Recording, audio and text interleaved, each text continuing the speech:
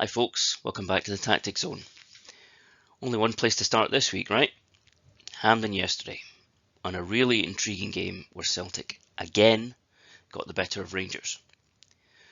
Amid the slightly chaotic action and all the talk about what might have been, some fairly clear patterns emerged, and ultimately Celtic were rewarded for being well drilled on both sides of the ball. Starting with the winners then, Ange Postecoglou's men are great at laying traps, of course. Look here at how they've effectively put Raskin and Lundstrom in a cage. Rangers are forced to play backwards, Kyogo hairs over a cut off an easy out ball on Barisic, and possession is turned over. Now, on the ball, Celtic had to work just a bit to get McGregor into the game. Look here and you'll see Rangers have a very clear plan to cut off supply to the Hoops captain. But Tillman and Cantwell getting drawn towards opponents makes it easy in the end for McGregor to get on the ball with loads of space. This actually ended up with a chance for Celtic. Here's another example, a good three-man line there, cutting off the ball into McGregor.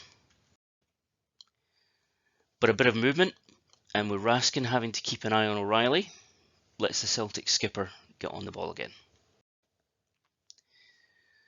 Defensively, Celtic occasionally dropped into a more deep-lying shape. Did that because they knew that they could hit on the counter when they wanted. You'll see this, when McGregor wins the ball here, he's immediately looking for sprinting Johnston. Jota is then on his bike, looking to go beyond Coulson for the ball inside. From there, the winger puts in an excellent cross that only just evades Kyogo. The Celtic goal, well, it should be shown to youth players as a warning of what happens when you switch off, and a reminder of where heads-up play will get you. If Rangers don't simply stop in anticipation of a free kick being awarded, surely Maeda doesn't beat all three nearest opponents to that ball. But they did, and he did. Now, Rangers hadn't exactly been on the rack in the first half, of course, and Barisic getting space to cross is always a good weapon to have. This deep ball to the back post, that's a nice Cantwell nod down, and it really should have ended with a shot on target. The biggest problem for Michael Beale's team, though, is they can't really hit with the sort of intent that might give them an edge in these games. I mean, this looks like a promising counter at first if you just took this snapshot. But Lundstrom isn't capable of running away from anyone in this frame. Nor is Morelos. And Kent, who had a really odd day, is almost ambling into a nothing position, not really making an option there. Now, Cantwell's added something to the Rangers midfield though. In the second half here, he does a really good job of dragging two Celtic midfielders out of position. You see McGregor and O'Reilly getting dragged towards him. That allows Raskin to find substitute Arfield, who drives into the empty space and shoots just wide. Now yes, Sakala should have buried that chance, but credit him for creating the space initially that allows Tavernier to rifle on a shot coming back off the post. Postecoglou won't have been happy to see one of Rangers' main goal threats given that room on the edge of the box. Now the Rangers fullbacks are a constant threat if you allow them to be.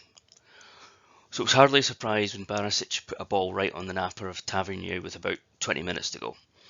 Rangers had worked this space really well again by shifting play from side to side, making it impossible for Celtic to cover every gap.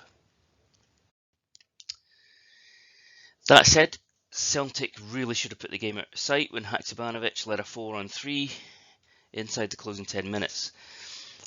Now, I really dislike when people use this thing that inevitably Celtic were going to get this chance, because Rangers were throwing bodies forward and therefore you get caught on the break. That's not really true. It's true up to a point. Things don't just happen in football.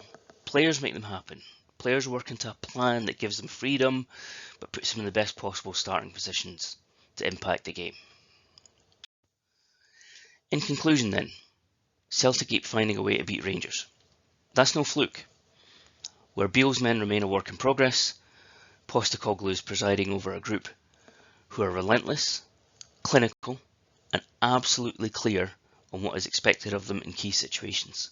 That's why they're now 2 wins from a treble. Hope you've enjoyed this. I'm John Greekin. If you want to tell me where I went wrong, go on Twitter and find me at Johnny the Greek, and keep following Record Online Sport for all your best football coverage.